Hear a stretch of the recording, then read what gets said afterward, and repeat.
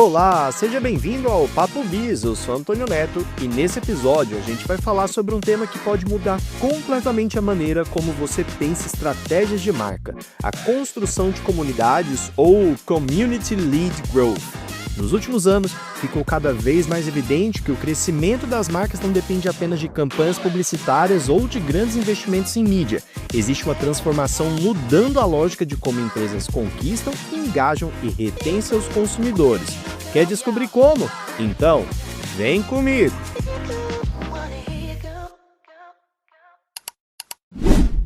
Essa mudança estratégica para as marcas não é por acaso. Se você trabalha no mercado publicitário, muito provavelmente já deve ter ouvido de algum cliente ou de marca que precisamos criar uma comunidade. Essa é uma resposta direta à saturação de alguns estímulos publicitários e à crescente busca por autenticidade.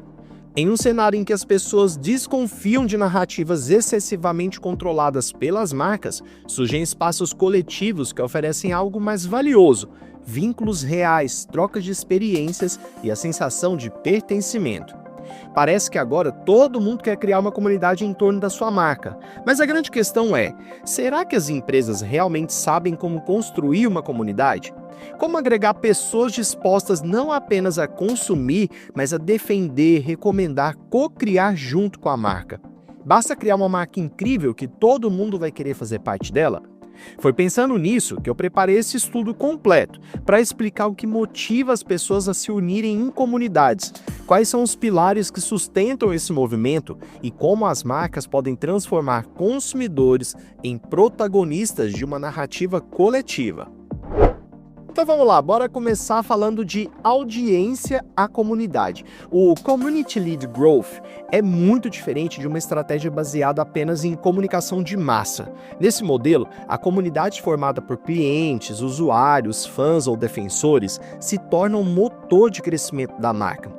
Pesquisadores acadêmicos demonstram que uma comunidade de marca vai muito além do vínculo consumidor-marca. Na verdade, ela se apresenta como um grande ecossistema social, formado por vínculos entre consumidores e produtos, consumidores e a própria empresa, consumidores e uma construção de marca e também de consumidores com outros consumidores. E é aqui que vai um detalhe muito importante. O que une tudo isso, todas essas relações e que sustentam esse ecossistema social, é na verdade um laço simbólico, um propósito maior do que a própria marca. Então, anota aí, esse é um dos insights mais importantes sobre a estratégia. As pessoas não criam comunidade da marca, mas sobre o que a marca representa. Imagine que uma empresa de beleza, por exemplo, decide apostar em sustentabilidade não apenas no discurso, mas como uma prática concreta. Ela passa a investir em embalagens totalmente recicladas e convida seus clientes a participarem ativamente desse processo, oferecendo pontos de coletas, recompensas e até narrativas que mostram como cada embalagem retorna ao ciclo produtivo. Aos poucos, o que se cria não é apenas uma relação entre consumidor e produto, mas um ecossistema maior, no qual diferentes atores, clientes, ONGs e até outras marcas do setor compartilham de um mesmo propósito: reduzir a poluição no planeta. Esse vínculo deixa claro que a comunidade não gira em torno do logotipo da empresa, mas da causa que ela representa, de algo muito maior do que a própria marca em si. Nesse cenário, o crescimento não depende de uma narrativa proprietária controlada pela companhia. Consumidores se conectam uns com os outros pela prática da reciclagem. Empresas do setor trocam experiências e a pauta ambiental se torna um bem coletivo, sustentado por histórias reais e compartilhadas. O motor do Community Lead Growth está justamente aí, quando a marca deixa de falar sozinha e passa a ser parte de um discurso mais amplo, que pertence a todos e todas que acreditam nesse mesmo propósito. É esse senso de causa comum, maior do que a própria empresa, que gera engajamento, legitimidade e crescimento sustentável. E nem tudo precisa ser sobre pautas sociais. Esses valores simbólicos que unem a comunidade podem ter outras características. Imagine uma marca de moda, por exemplo, que lança coleções limitadas e super exclusivas. O que une seus consumidores não é apenas a qualidade das peças, mas o senso de status e reconhecimento social que vem a partir de vestir algo que poucos têm. Clientes compartilham looks nas redes, trocam dicas em grupos privados e frequentam eventos onde a experiência de pertencer é tão importante quanto a roupa em si. Nesse caso, a comunidade não é criada pela marca de forma isolada, mas pelo laço simbólico de exclusividade, uma ideia que transcende a própria etiqueta e passa a ser um código cultural compartilhado entre os consumidores, celebridades, influenciadores e até outras marcas do segmento. Nesse contexto, o status de usar uma peça exclusiva se torna um discurso coletivo. Ele não é propriedade da marca, mas um capital simbólico que pertence a todos que fazem parte desse universo. É a força dessa comunidade, mais ampla do que a relação direta consumidor-marca, que gera crescimento. Quando isso acontece, as marcas deixam de depender exclusivamente da mídia paga para alcance e passam a se apoiar em algo mais orgânico. Consumidores que não apenas compram, mas participam, recomendam e ajudam a expandir esse ecossistema. E aqui vai outro insight muito importante. Essa relação de comunidade é mútua. A empresa não constrói comunidade sozinha, preste muita atenção nisso. Ela facilita encontros e experiências que a comunidade se apropria. Por isso, o primeiro passo para começar a desenvolver essa estratégia é definir o propósito simbólico que gera esse pertencimento. As pessoas se unem mais por crenças, valores e estilos de vida do que por características funcionais de produtos. A Harley-Davidson, por exemplo, não une as pessoas só pelo motor ou design das motos, mas pelo estilo de vida de liberdade e rebeldia. A Patagônia, mais do que roupas de aventura, tem como centro o ativismo ambiental. E até modelos macro, como o próprio CrossFit, vai muito além de um treino.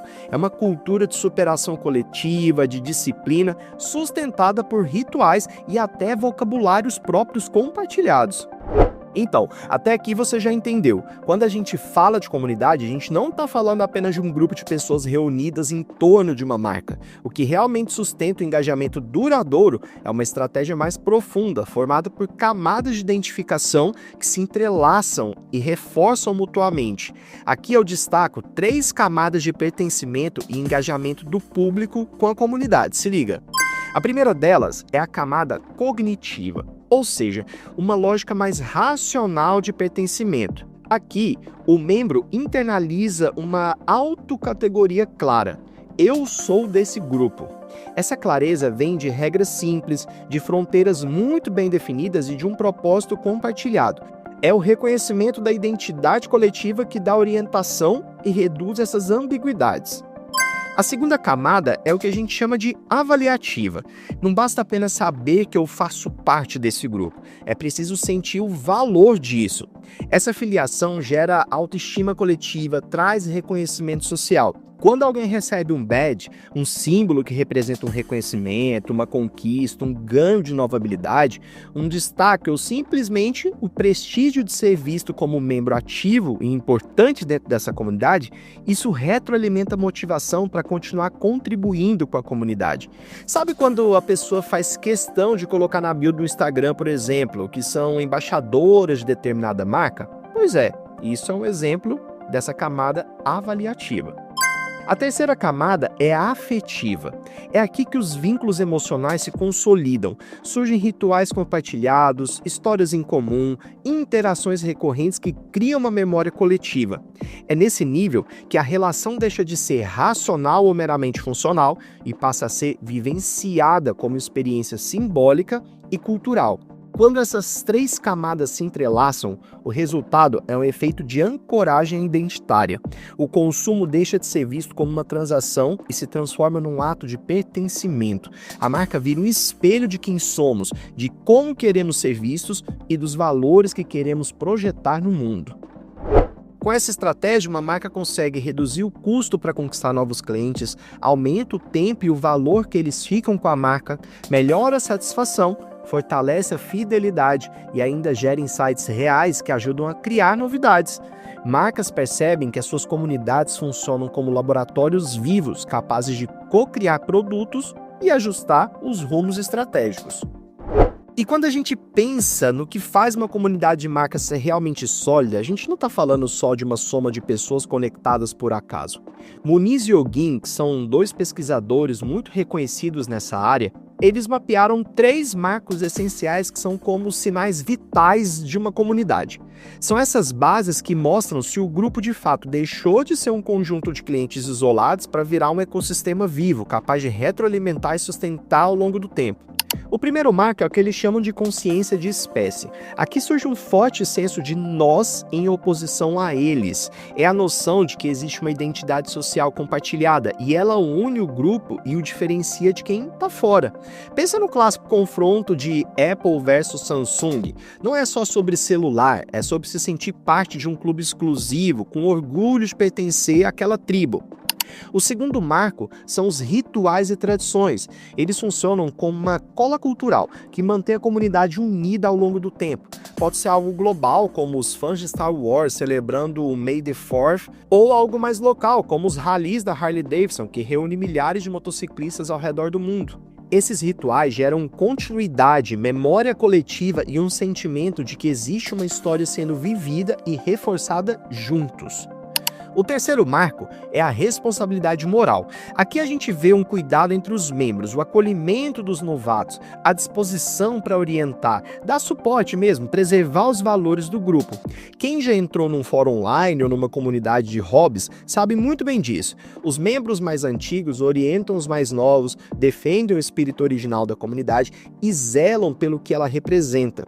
Esse é o elemento que garante não só a coesão, mas também a sustentabilidade da comunidade ao longo do tempo. Quando esses 3 pontos estão presentes, a comunidade deixa de ser um grupo informal e passa a funcionar como um ecossistema completo, com identidade, cultura e responsabilidade coletiva. E é nesse momento que ela se torna um motor capaz de retroalimentar inovação, fidelidade e lealdade de verdade. E aqui nessa parte do estudo tem uma coisa muito interessante. O que motiva as pessoas a quererem ser membros, parte de uma comunidade? Não é só uma questão de estar ali por acaso. Existem motivações claras, drives profundos que sustentam essa participação. Bora descobrir juntos. A primeira é a busca por informação confiável. No mundo cheio de publicidade e mensagens controladas, as pessoas querem um conselho de igual para igual.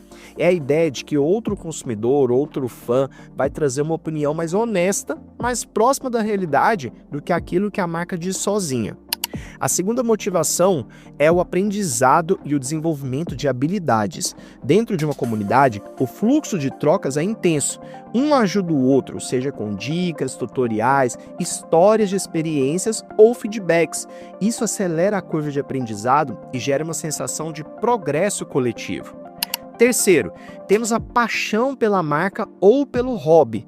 Quando alguém é fã de algo, a vontade de estar cercado de pessoas com o mesmo interesse é natural. A comunidade passa a ser o lugar onde essa paixão se amplifica, onde você se sente parte de um clube que compartilha a mesma intensidade. O quarto driver é o entretenimento, a socialização e o status social. A comunidade também é um espaço de prazer, de interação leve, de reconhecimento entre os membros. Participar, se destacar, ser visto, ganhar prestígio dentro do grupo é um motor muito poderoso. E por fim, a quinta motivação é o canal de voz para críticas e sugestões. Quando alguém se identifica de verdade com uma marca, isso gera um nível de envolvimento tão grande que a pessoa quer opinar, quer sugerir, quer cobrar. Esse diálogo que só existe em relações de confiança é um dos maiores patrimônios que uma comunidade de marca pode ter. E o mais interessante é que esses 5 elementos não ficam apenas no mundo abstrato, eles ganham um corpo quando se materializam em experiências reais. É nesse momento que a comunidade cria memória cultural, que os vínculos se tornam tangíveis e o sentimento de pertencer a algo maior vai se consolidar.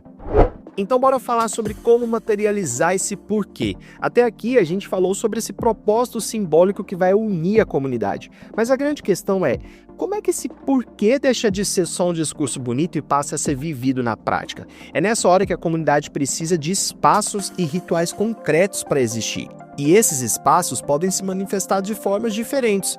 No ambiente digital, por exemplo, grupos exclusivos em redes sociais, no WhatsApp ou até mesmo plataformas como Discord funcionam como verdadeiras arenas de trocas. É ali que surgem histórias compartilhadas, dicas, desabafos, conteúdos colaborativos e benefícios exclusivos. Isso cria a sensação de pertencer a um clube fechado onde só quem faz parte tem acesso. Mas o digital não é tudo. Quando esse propósito ganha vida em eventos proprietários, como uma corrida organizada por uma marca de esportes, uma aula coletiva de yoga, uma experiência de sabor ou até um talk show com especialistas, a comunidade ganha corpo. Nesses momentos, o simbólico se transforma em presença física, em memória vivida. Além disso, há os eventos patrocinados ou ativações em festivais, feiras e convenções. Nesses espaços maiores, a marca projeta sua comunidade para um mundo externo. Não é só ter um stand, é criar um ponto de encontro para os membros, é celebrar as histórias e os rituais desses grupos dentro de uma arena cultural mais ampla. Aqui, o status de pertencer se torna ainda mais forte. Não é qualquer um que tem acesso a esses espaços diferenciados. E, finalmente, existem os programas de reconhecimento, a gamificação com desafios mensais, a celebração de histórias reais de membros nos canais oficiais da marca, prêmios exclusivos, emblemas ou até hashtags personalizadas. Tudo isso reforça o orgulho de fazer parte e transforma simples consumidores em embaixadores da comunidade. No fundo, todos esses mecanismos têm um objetivo comum: materializar o abstrato. É nesse momento que a comunidade deixa de ser uma ideia bonita e passa a ser um espaço vivo, capaz de criar memória, cultura e um sentimento genuíno de pertencimento. E você, gostou desse estudo completão? Tá pronto para construir uma comunidade para a marca? Ou já viveu uma experiência de marca que fez você se sentir parte de uma comunidade? Me conta aqui nos comentários.